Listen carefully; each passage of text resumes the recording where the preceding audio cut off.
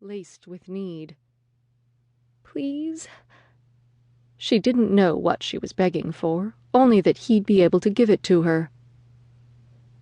Ella? Hello? She blinked several times and nearly died as she focused on the man standing just on the other side of the counter. How very special. She'd just had a fuck fantasy about him in the middle of the cafe at midday. Piercing blue eyes met her gaze. A grin, God, that grin, marked his mouth. Andrew Copeland stood 2 feet away, looking amused by her lapse in attention, as well as 10 kinds of delicious bad boy. And to answer the question her fantasy cope had asked, hell yes, she liked bad boys, but his kind of bad boy. Unfortunately, she'd had a real one, and that had been enough to land her in the hospital and then physical therapy for nearly a year. The mental scars would probably be there forever. Yeah, not so much fun. Those bad boys. She swallowed, feeling the burn of her skin as she blushed furiously, but managed to smile at him because, well, hell, look at him. How could you look at all that and not simply smile in thanks to whoever created such perfection? Hey, Cope. Sorry about that. I was wool gathering. What can I get you? The counter had never been cleaner than right then as she rubbed the cloth over it nervously, the taste of his skin still in her mouth. She could easily get lost in those eyes. Everything about him attracted her. For years she'd thought him the sexiest guy in town, way out of her league, but still beyond delicious. Besides, it didn't hurt anyone to objectify him in her head, now did it? Plus, he was a total flirt, which made it even easier to crush on him without really taking it seriously. He flirted as easily as he breathed. He'd probably like it if he knew. Not that she'd tell him or anything. He leaned toward her, his movements slow and easy, but she recognized the strength coiled in those muscles, knew he was a predator. You have the prettiest blush.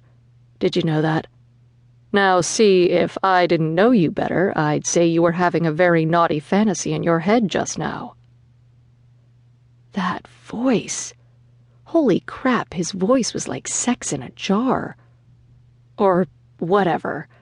But it was hot and sexy, and she heard it lots and lots, usually when her eyes were closed and she was masturbating. Wrong. Bad. Bad, Ella. Not the place to think about that.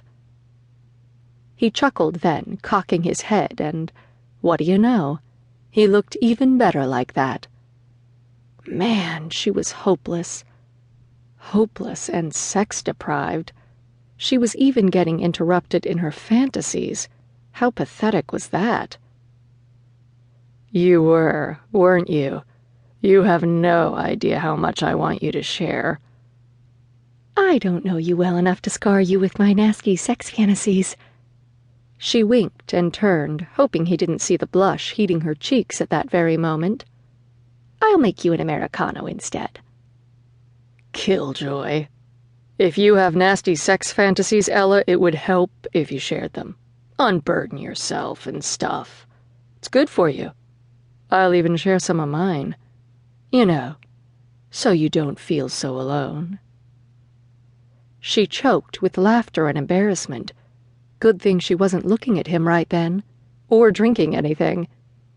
Then again, a drink sounded good. A stiff shot of tequila. Gah, not stiff. Yes.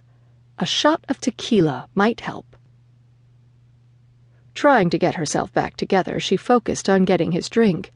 He could tease with just about anyone. Normally, once she knew a person well enough, she could too. But he was different. For years he'd teased her, but had kept it gentle. She'd often felt the warm slice of envy at the way he put the moves on women. He was so smooth and sexy when he had a woman in his sights. He'd never looked at her like that. Hadn't ever given her the smoldering gaze she'd fantasized about for years. Until